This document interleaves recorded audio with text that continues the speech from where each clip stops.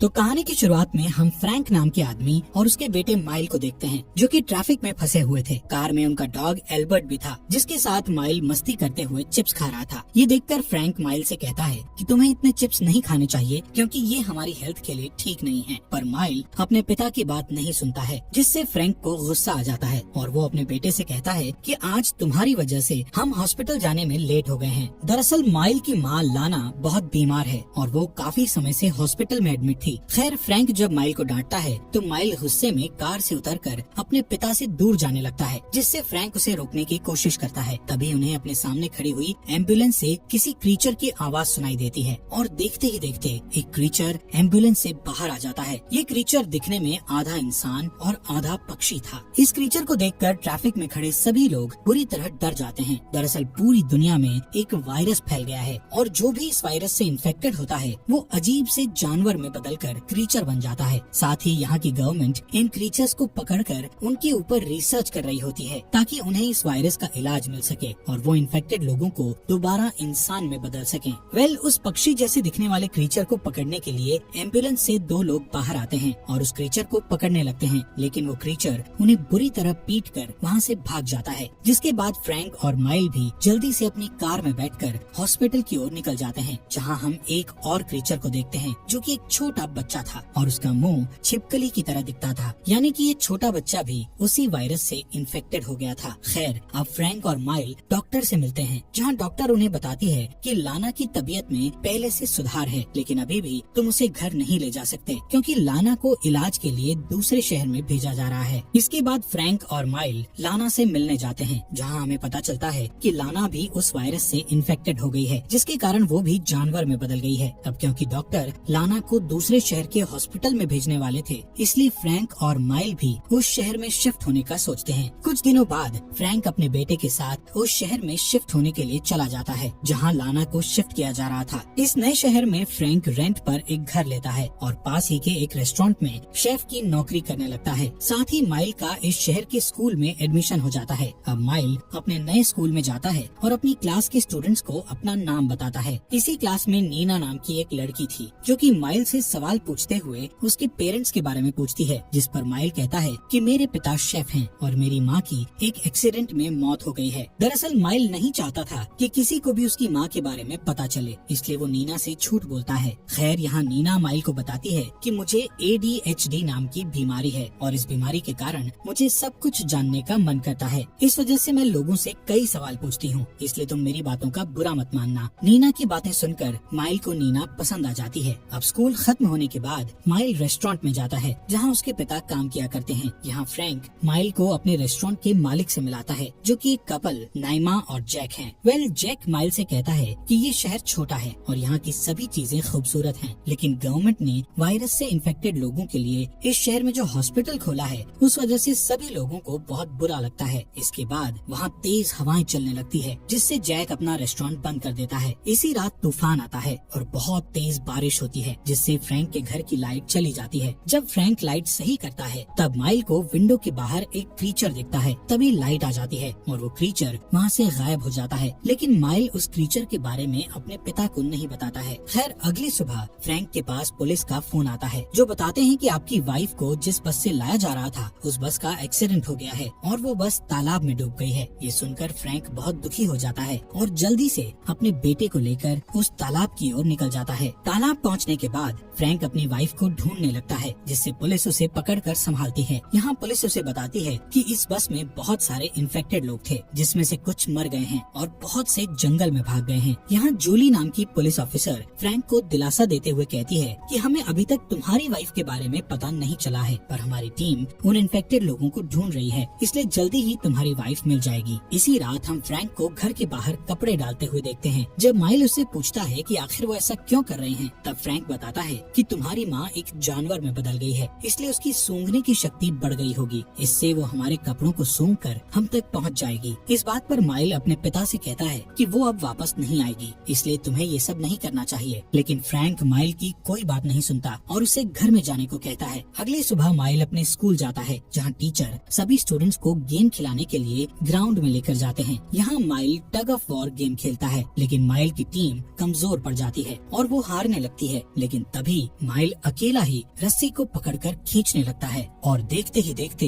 वो सामने वाली टीम को हरा देता है। माइल की पावर देखकर सभी चौंक जाते हैं। यहाँ माइल बहुत अजीब महसूस करता है। इसके अलावा जॉर्डन नाम का लड़का माइल की पावर से इम्प्रेस होकर उसे अपने घर पर एक पार्टी में इनवाइट करता है। इसके बाद माइल अपने घर की ओर भागता है और घर में आकर अपने नाखूनों को देखने लगता है, जो कि पहले से कुछ बदले हुए लग रहे थे। तभी माइल अपने एक नाखून को बाहर निकाल देता है और हम देखते हैं कि उसके नाखून किसी जानवर के नाखून की तरह दिख रहे हैं। इसका मतलब था कि माइल भी उस वायरस से इन्फेक्टेड हो गया था और वो भी जानवर में बदल रहा था। इधर माइल को अपनी पीठ पर अजीब सा निशान दिखाई देता है, जिससे वो समझ जाता है कि अब वो जानवर बन जाएगा। ये सोचकर माइल दुखी होकर रोने लगता है। अगली सुबह फ्रैंक सुपरमार्केट में कुछ सामान खरीदने जाता है, जिस दौरान उसे जूली मिलती है। जूली फ्रैंक से कहती है कि अभी तक लाना का पता नहीं चला है, लेकिन पुलिस ने कुछ इन्फेक्टेड लोगों को ढूंढ लिया है और उनका अच्छे से ख्याल रखा जा रहा है। इसी दौरान उन्हें लोगों के चीखने की आवाज सुनाई देती है। तभी एक आदमी जूली को बताता है कि मार्केट में एक जानवर है जो इंसान की तरह दिख रहा है। इससे फ्रैंक को लगता है कि उसकी वाइफ लाना यहाँ आ गई है, इसलिए वो उसे आवाज लगाकर ढूंढने लगता है। तभी जूली और फ्रैंक को एक ऑक्टोपस की तरह दिखने वाला एक बच्चा दिखाई देता है, जो कि उन दोनों से डरकर भागने लगता है, पर जूली किसी तरह उस बच्चे को पकड़ लेती है। इसी दौरान फ्रैंक को टेबल के नीचे एक और बच्चा दिखाई देता है, जो कि एक पक्षी की तरह दिख रहा था। फ्रैंक उससे बात करने की कोशिश करता है और उससे कहता है कि तुम्हें मुझसे डरने की जरूरत नहीं है। तभी वहाँ एक ऑफिसर आता है जो फ्रैंक को वहाँ से जाने का कहता है और उस दूसरे बच्चे को उठाकर एम्बुलेंस में डाल देता है। इसके बाद जूली फ्रैंक के पास आती है, जहाँ फ्रैंक अपने सामान को कार में रख रहा होता है। यहाँ जूली उससे पूछती है कि आखिर तुमने हथियारों वाला सामान क्यों खरीदा है, जिस पर फ्रैंक उससे झूठ बोलता है कि ये सामान मैंने कैंपिंग के लिए खरीदा है। तब जूली उससे जंगल में जाने से मना करती है और वहाँ से चली जाती है। दरअसल ये सारा सामान फ्रैंक ने लाना के लिए खरीदा था, ताकि वो लाना से मिलकर उसे ये सामान दे सके, जिससे लाना को जंगल में रहने में आसानी हो सके।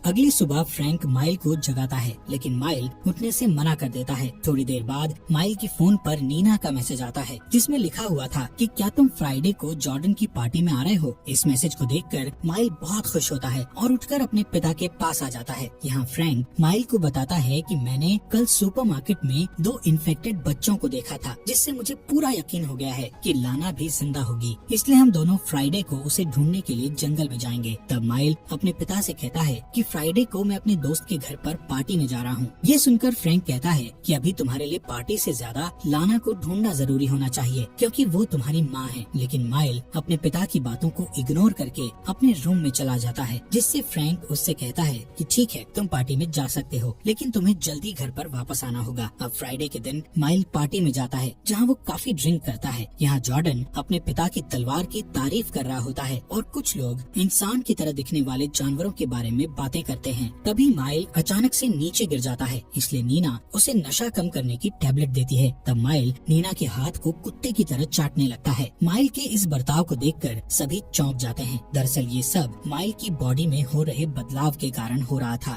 अब माइल अपने दोस्तों से थोड़ी दूर जाकर खड़ा हो जाता है। तभी उसे जंगल में किसी जानवर के चिल्लाने की आवाज सुनाई देती है, इसलिए वो जंगल की ओर भाग जाता है। अगली सुबह हम माइल को जंगल में सोता हुआ देखते हैं, जहाँ पुलिस वाले इन्फेक्टेड लोगों की तलाश कर रहे थे। माइल पुलिस की बोट को देखकर वहीं छिप जाता है, क्योंकि वो समझ गया था कि अब वो इन्फेक्टेड है और पुलिस उसे भी पकड़ लेगी। यहाँ हम माइल के मुंह पर ब्लड लगा हुआ देखते हैं, जिससे पता चलता है कि माइल ने जरूर किसी जानवर का शिकार किया होगा। अब माइल जल्दी से घर आ जाता है, जहाँ उसे ऐसा महसूस होता है जैसे उसके गले में कुछ फंस गया है। तभी वहाँ फ्रैंक भी आ जाता है, इसलिए माइल जल्दी से वॉशरूम का गेट बंद कर लेता है, क्योंकि वो अपने पिता को नहीं बताना चाहता था कि वो इन्फेक्टेड हो गया है। थोड़ी देर बाद उसके गले से एक पक्षी का पंख निकलता है, जिससे उसे लगता है कि उसने रात में किसी पक्षी को खाया था। इसके बाद फ्रैंक और माइल लाना को ढूंढने के लिए जंगल में जाते हैं, लेकिन उन्हें कहीं भी लाना नहीं मिलती। तब फ्रैंक माइल को विश्वास दिलाता है कि हम दोनों मिलकर लाना को ढूंढ निकालेंगे। इसी तरह काफी रात हो जाती है, जिससे फ्रैंक और माइल कार में ही सो जाते हैं। सुबह होने पर जब माइल की नींद खुलती है तो वो देखता है कि एल्बर्ट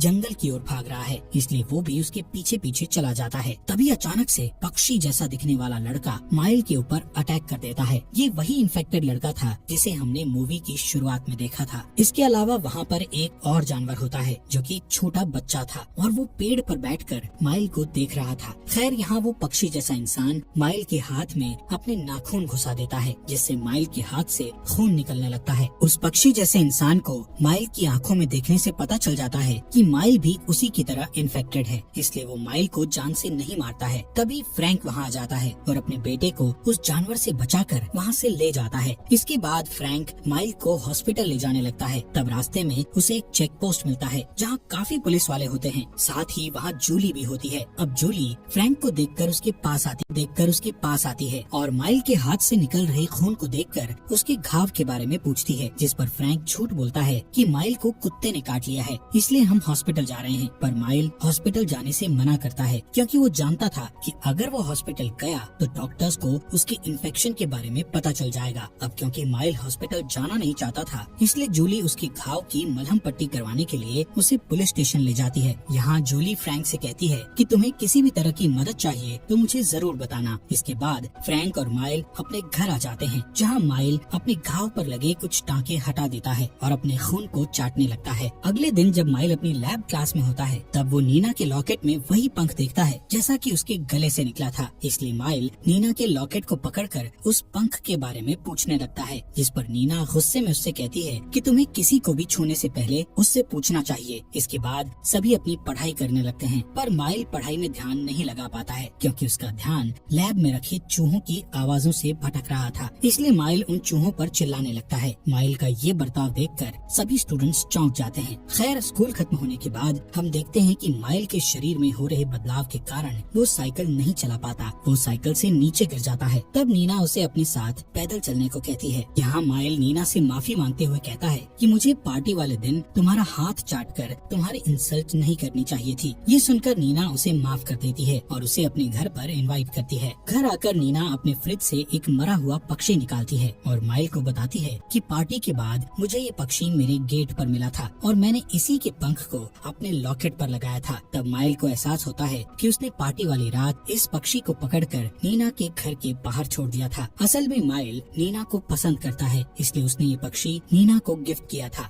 इसके बाद माइल एक झील में जाता है और एक मछली पकड़कर उसे खाने लगता है, जिस दौरान एक औरत उसे ऐसा करते हुए देख लेती है, इसलिए माइल वहाँ से भाग जाता है। अब माइल उस जगह पर जाता है जहाँ उसे पक्षी जैसा दिखने वाला इंसान मिला था। माइल देखता है कि वो पक्षी जैसा इंसान उड़ने की कोशिश कर रहा है, जिससे वो बार बार जमीन पर गिर रहा है। माइल उसके लिए मछली भी लाया हुआ था। वो उसे मछली देते हुए उसका नाम पूछता है, साथ ही वो उससे अपनी माँ के बारे में भी पूछता है, जिस पर वो पक्षी बताता है कि मुझे मेरा असली नाम याद नहीं है, इसलिए मैंने अपना नाम फिक्स रखा है और मैं तुम्हारी माँ को नहीं जानता हूँ, इसलिए मुझे उनके बारे में कुछ नहीं पता। अब क्योंकि उड़ने की कोशिश करते हुए फिक्स को काफी चोट लग गई थी, इसलिए माइल उससे कहता है कि तुम्हें उड़ने की प्रैक्टिस करने के लिए एक अच्छी जगह चाहिए। इसके बाद माइल फिक्स को एक झील में लेकर जाता है और पानी से सभी लकड़ियों को साफ कर देता है, ताकि जब फिक्स उड़ने की कोशिश करे तो वो जमीन पर गिरने के बजाय झील में गिरे और उसे कोई चोट न लगे। इसी शाम जब माइल घर जा रहा होता है, तब वो साइकिल नहीं चला पाता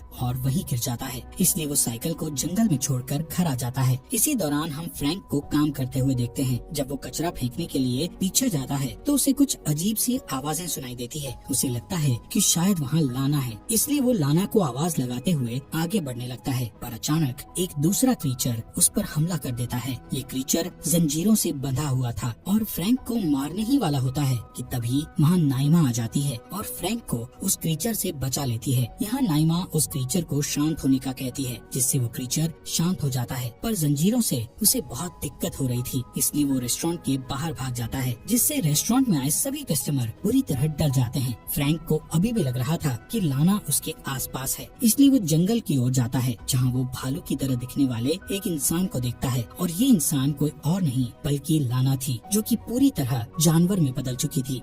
यहाँ नाइमा फ्रैंक को बताती है कि वो क्रीचर मेरी बहन थी, जिसे मैंने यहाँ छुपा कर रखा हुआ था। कुछ ही देर में वहाँ आर्मी आ जाती है और उस क्रीचर को ढूंढने लगती है। इसके बाद हम माइल को देखते हैं, जो कि अपने स्कूल में होता है। तब लंच के दौरान माइल का दांत टूटकर बाहर आ जाता है। ये देखकर सभी माइल का मजाक उड़ाने लगते हैं, इसलिए वो स्कूल से बाहर चला जाता है। जिसके बाद माइल फिक्स से मिलने जाता है, जो कि उड़ना सीख रहा था। फिक्स बार बार पानी में गिर रहा होता है और जब वो ब्रेक लेता है तब माइल उसके घावों पर मलहम लगाता है। तभी माइल उसके चेहरे पर लगी पट्टी हटाता है और देखता है कि फिक्स का चेहरा पूरी तरह खराब हो चुका है। यहाँ फिक्स उसे बताता है कि डॉक्टर्स ने उसकी बढ़ती हुई चोंच को हटाने के लिए एक सर्जरी की थी।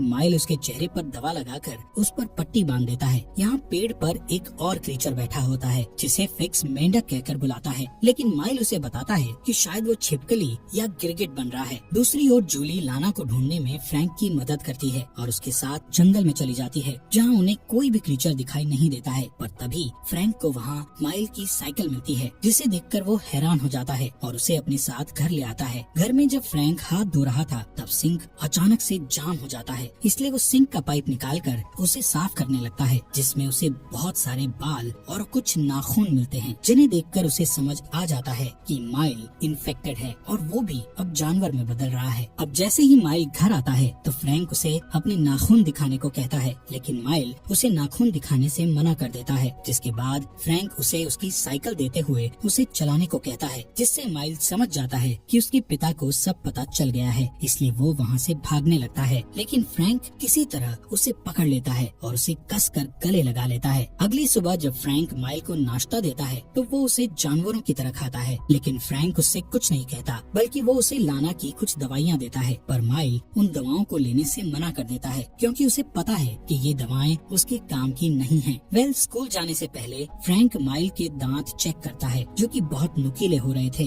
फ्रैंक उसे डेली नाखून काटने को कहता है, ताकि किसी को भी उसके इन्फेक्टेड होने के बारे में पता न चले। साथ ही वो माइल के कानों में रुई डाल देता है ताकि उसे शोर सुनाई ना दे। इसके अलावा वो माइल को अपनी बॉडी से बाल हटाने की क्रीम के बारे में भी बताता है। इसके बाद जूली घर में आती है और फ्रैंक को लेकर लाना की तलाश में निकल जाती है। यहाँ माइल घर के बाहर टहलते हुए नीना से फोन पर बात करता है। वो नीना को चिल्लाने को कहता है और फोन को कान से दूर कर देता है। जब नीना चिल्लाती है तो माइल को नीना की आवाज साफ साफ सुनाई देती है, जिससे माइल समझ जाता है कि वो कुछ किलोमीटर दूर की आवाज को भी बड़ी आसानी से सुन सकता है। अब अगले दिन माइल फिक्स से मिलने जाता है, जहाँ उसे पता चलता है कि अब फिक्स इंसानों की तरह बात नहीं कर सकता है और अब वो सिर्फ पक्षियों की आवाजें निकाल सकता है। ये सुनकर माइल उसे गले लगाता है, जिसके बाद फिक्स एक बहुत बड़े पेड़ पर चढ़ जाता है और वहाँ से नीचे कूद जाता है, जिससे माइल को पता चलता है कि अब फिक्स अच्छी तरह उड़ने लगा है। इस बात से माइल को बहुत खुशी होती है। इसी रात फ्रैंक के रेस्टोरेंट में एक पार्टी होती है, जिस दौरान जैक फ्रैंक से कहता है कि हमारे 2 सुअर गायब हो गए हैं और तुम्हारा बेटा भी अभी तक नहीं आया है, जिससे फ्रैंक को माइल पर गुस्सा आ जाता है और वो माइल को ढूंढकर उसे बहुत डांटता है। साथ ही वो उसे अपने नाखून ना काटने पर भी बहुत चिल्लाता है। जिसके बाद फ्रैंक जबरदस्ती